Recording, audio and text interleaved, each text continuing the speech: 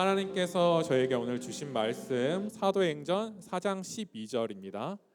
한 절이기 때문에 함께 읽도록 하겠습니다. 네, 같이 봉독하도록 하겠습니다. 예수 외에 다른 어느 누구에게서도 구원을 받을 수 없습니다. 하나님께서는 하늘 아래 우리가 구원받을 만한 다른 이름을 우리에게 주신 일이 없기 때문입니다. 아멘. 조도 목사님 나오셔서 이후 순서 진행해 주시겠습니다.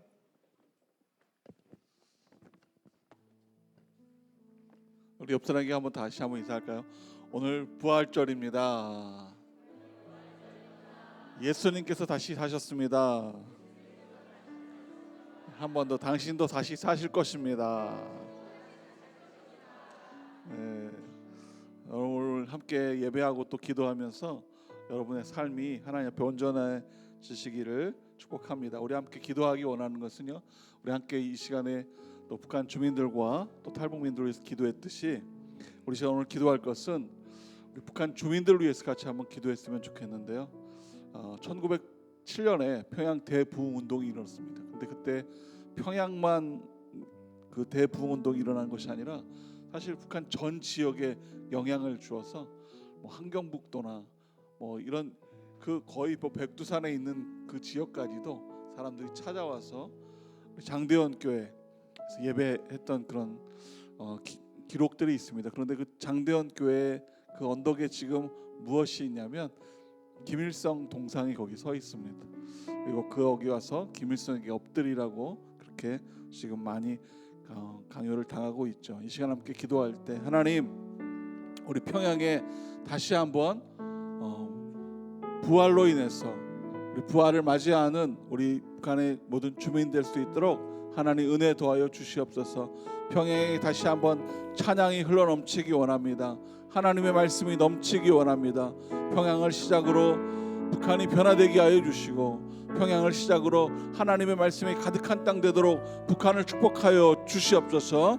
우리 온 탈북민들, 지하에서 예배하는 탈북민들도 땅 위에서 하나님을 마음껏 찬양하며 하나님 앞에 온전히 모든 것들을 드리며 나아갈 수 있도록 하나님 역사하여 주시옵소서. 우리 소망하는 마음으로 북한을 위해서 함께 기도하겠습니다. 하나님, 주님의 은혜가 아버지 가득하기 원합니다. 아버지, 주님의 역사가 가득하기 원합니다. 주여 인도하여 주시고 하나님 기름 부어 주시옵소서. 하나님, 1907년 북한에 흘러넘쳤던 평양의 대부흥운동이 북한 전역에 영향을 미치고 한국을 변화시켰듯이 아버지, 이제는 북한이 아버지 정말 다시 한번 부활되기 원하오니 북한의 주민들을 살려주시고 회복시켜주시고 온전케 하는 놀라운 은혜가 있기를 원합니다. 하나님, 북한 땅에 역사하여 주시옵소서. 북한을 하나님 자유롭게 하여 주시고 북한 땅으로 말미암아 하나님 은혜 입은 땅 될 수 있도록 하나님 기름 부어 주시옵소서. 무엇보다 하나님, 그 북한 평양을 시작으로 다시 한번 북한이 변화되기 원하오니 하나님, 평양에 흘렀던 평양 대부흥운동의 그 은혜가 아버지 북한에 가득할 수 있도록 다시 한번 기회를 허락하여 주시옵소서. 북한 땅이 변화되기 원합니다. 북한 정권이 무너지기 원합니다. 우상이 무너지기 원합니다. 성령님 역사하시고 기름 부어 주시옵소서. 하나님, 북한의 정권이 무너지기 원합니다. 평양에 다시 한번 대부흥운동이 일어나 하나님의 이름을 높이며 찬양하는 하나님 그 땅이 되기 원하오니 평양에 하나님 다시 한번 하나님의 놀라운 기적을 베풀어 주시옵소서.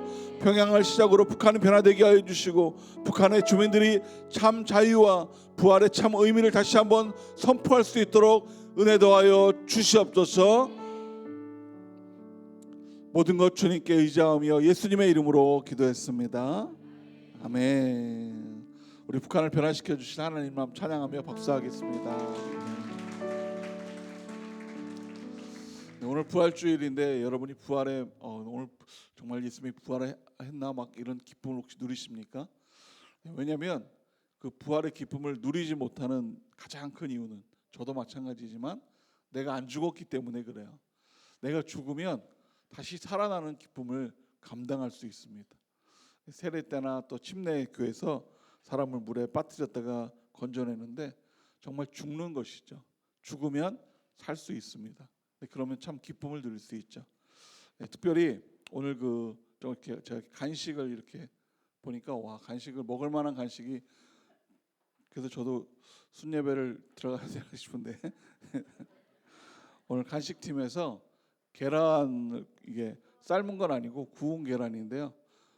구운 계란은 그냥 구입한 건데 근데 중요한 건 띠지를 하나씩 다 붙였다는 것이죠. 우리 간식팀을 위해서 박수 한번 주시기 바랍니다. 네. 간식팀을 보시면 잘 먹겠다고, 이렇게 잘 기념하겠다고 이렇게 여러분 하시면 좋을 것 같습니다. 네, 오늘은 여러분과 함께 부활에 대한 의미와 또 우리 오늘 설교 후에 찬양 예배를 드릴 텐데 어떤 마음으로 찬양을 예배를 드릴까를 함께 나누었으면 좋겠어요. 여러분, 십자가가 뭐라고 생각합니까? 십자가는 예수님이 죽으신 곳이죠. 그런데 예수님이 죽으신 십자가에서 반전이 일어납니다. 예수님의 죽음으로 말미암아 하늘의 문이 열린 것이죠. 그래서 이렇게도 얘기할 수 있습니다. 십자가는 무엇입니까? 십자가는 우리가 하늘로 올라갈 수 있도록 문을 열어놓은 도구입니다. 그래서 가끔 그런 생각도 합니다. 천국에 가면 천국의 문이 어떻게 생겼을까? 제 생각에는 천국 문은 우리 대문처럼 생긴 것이 아니라 십자가처럼 생겼을 것 같아요.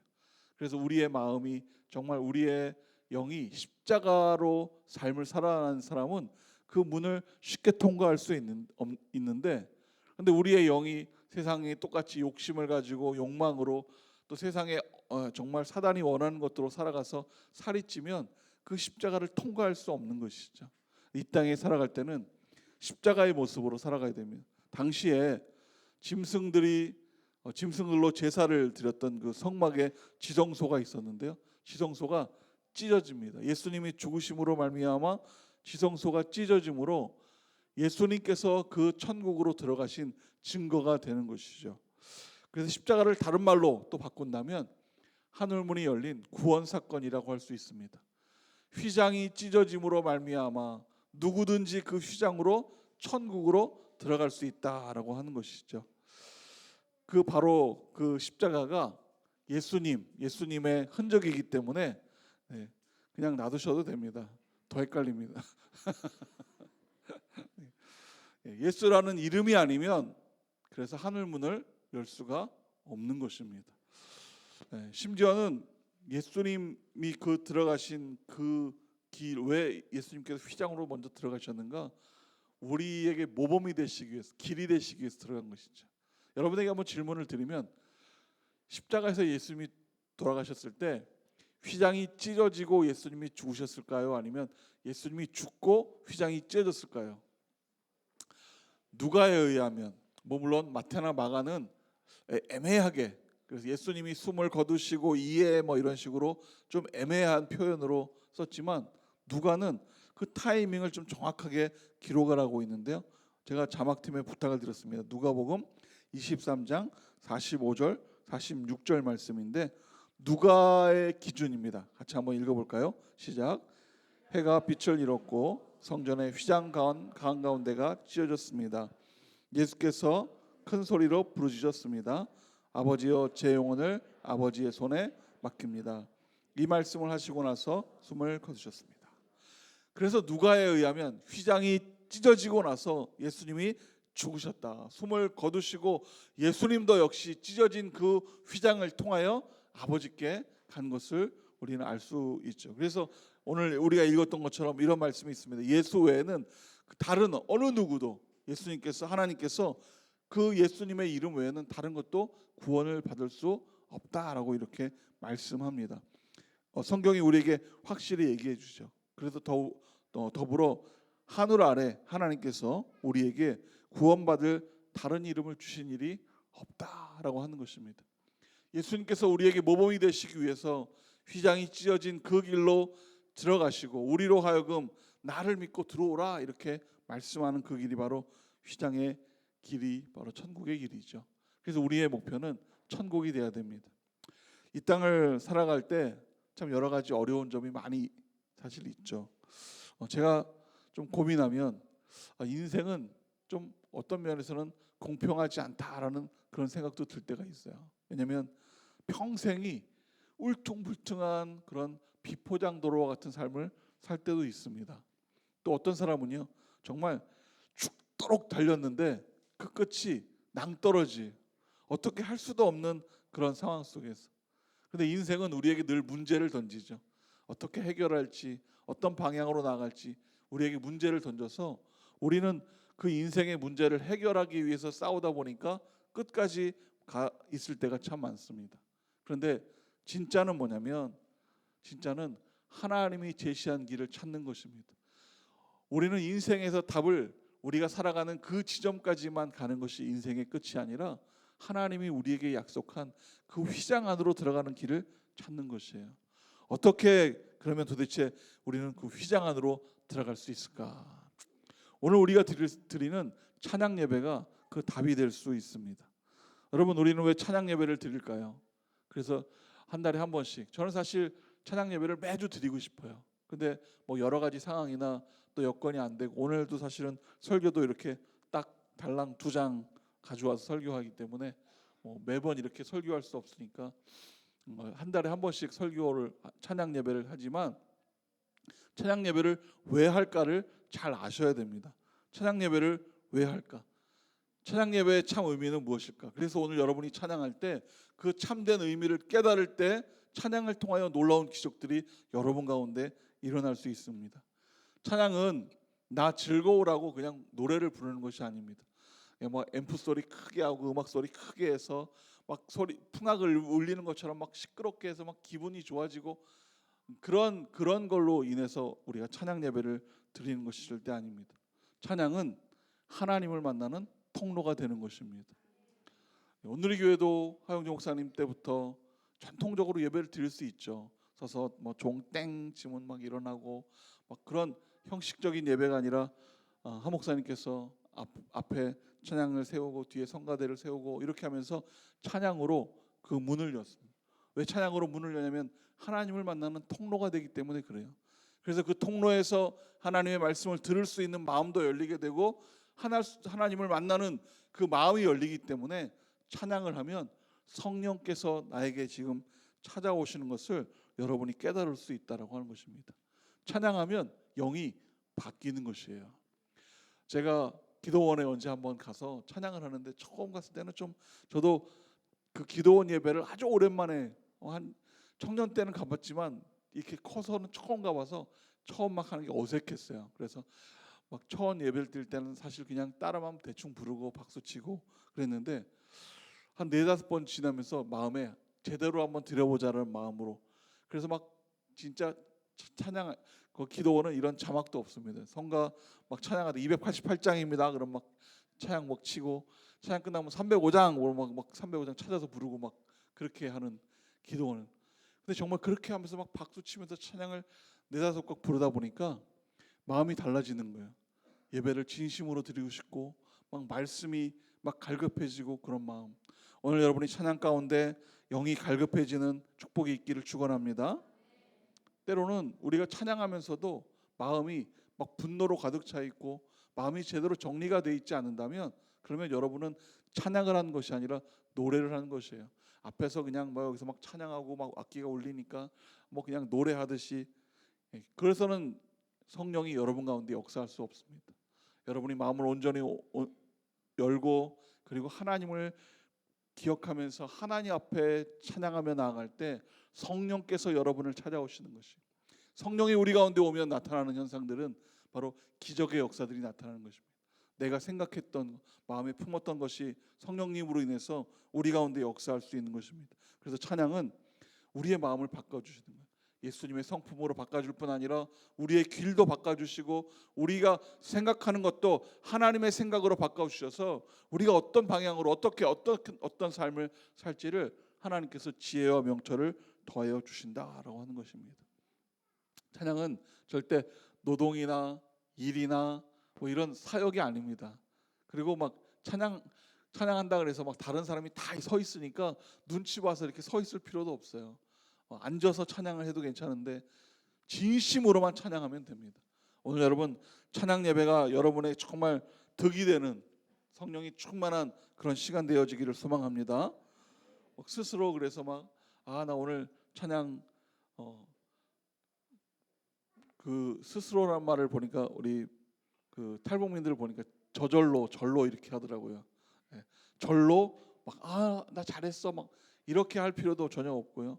여러분 찬양하면서 힘들 필요도 없고 그냥 찬양 인도자가 또 옆에 찬양하시는 분들이 찬양할 때 거기에 맞춰서 우리 자막을 보며 하나님을 향해서 찬양하며 나갈 때 하나님이 여러분에 찾아오시는 것입니다. 그때 어떤 일이 벌어지는가?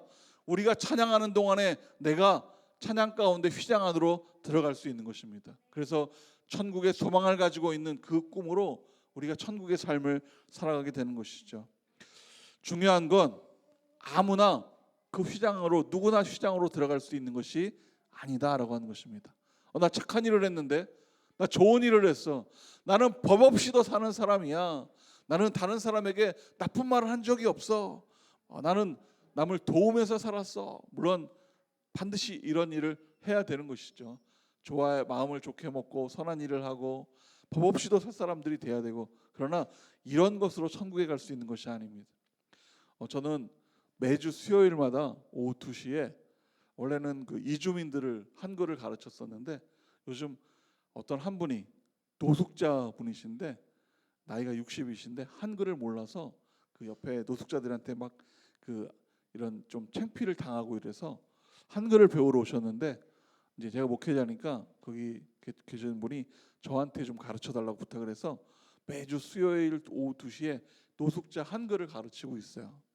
그런데 제가 이렇게 한글을 가르치고 노숙자를 돕는다 그래서 천국 가는데 너 추가 점수 플러스 노숙자 한글 가르쳤지, 절대 그런 일은 없다라고 하는 것입니다. 저도 역시 마찬가지로 하나님께서 내 믿음이 어떤가를 보자.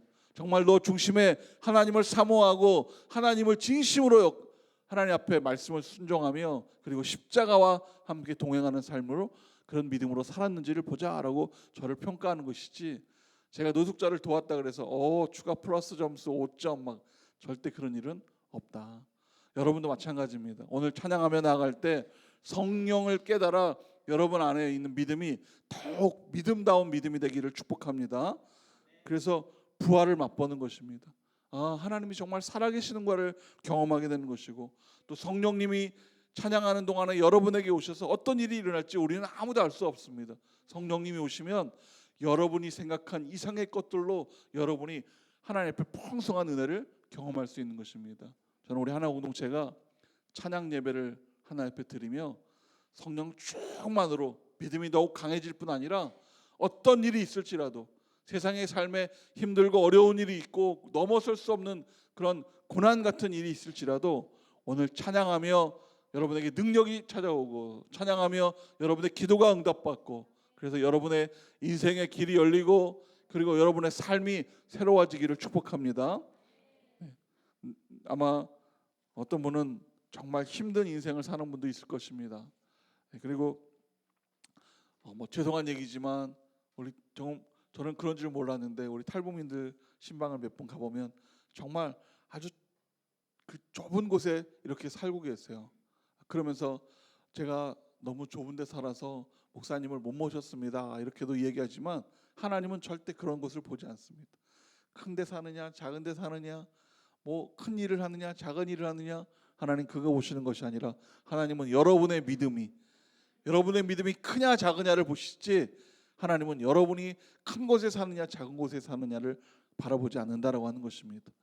오늘 여러분의 믿음이 찬양하며 더욱 확실해지고 커져서 성령 충만으로 하나님 앞에 순종하고 하나님의 참 백성이 되는 그런 부활이 되기를 축복합니다.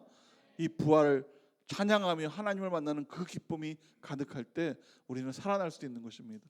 내가 안 된다고 했던 것도 하나님으로 말미암아 되는 일이 되고, 힘들고 어려워서 정말 죽노라 했던 일이 그 성령으로 말미암아 나는 이제 살고 할 수 있는 그런 능력 갖추는 사람이 되는 것입니다. 오늘 성령님이 이렇게 하나님이 말씀하셨죠. 예수 외에는 다른 이름을 내가 주지 않았다. 천국 가는 길은요, 많은 그 종교에서 이야기하는 나를 믿으라고 하면 된다라고 하는 그 믿음으로 우리가 가면 다 지옥 갈 수밖에 없어요. 왜냐하면 다 똑같은 사람, 오직 하나님이신 분은 한 분은 예수님밖에 없습니다. 오늘 이 시간에 제가 여러분 앞에 여러분 저를 믿으면 천국 갈 수 있습니다. 그러면 저를 믿으시겠습니까? 저와 똑같은 사람이 붙였고 저와 똑같은 사람이 다 이단으로 돼 있는 그런 사람들입니다. 여를 사람을 믿지 말고 하나님이신 예수 그리스도를 믿음으로 말미암아 천국 가시는 여러분 되기를 축복합니다. 오늘 찬양하며 나아갈 때 여러분의 믿음이 더욱 확실해져서 그 믿음으로 부활의 기쁨을 누리고 예수님을 만나서 여러분의 인생이 다 변화되어지고 길이 열리기를 축복합니다. 기도하겠습니다. 하나님, 오늘 하나님 앞에 드리는 이 찬양 예배를 통하여서 하나님 우리의 부족한 부분들이 채워지게 하여 주시고 하나님의 능력으로 하나님의 역사로 함께하여 주시옵소서. 주님, 주님의 은혜로 말미암아 우리의 입술이 열어지게 하여 주시고 마음이 열리게 하여 주시고 하나님을 향한 은혜가 충만할 수 있도록 성령님 기름 부어 주시옵소서. 성령님 만나기 원합니다. 찬양하며 나아갈 때 한 분 한 분 위에 임재하여 주시고 한 분 한 분 위에 역사하여 주시고 하나님의 놀라운 임재로 말미암아 오늘 드려지는 찬양 예배가 이 부활의 기쁨을 누리고 부활을 경험하는 귀한 예배가 될 수 있도록 역사하여 주시옵소서. 우리 마음 가운데 성령이 충만하게 임재할 것을 구하오며 예수님의 이름으로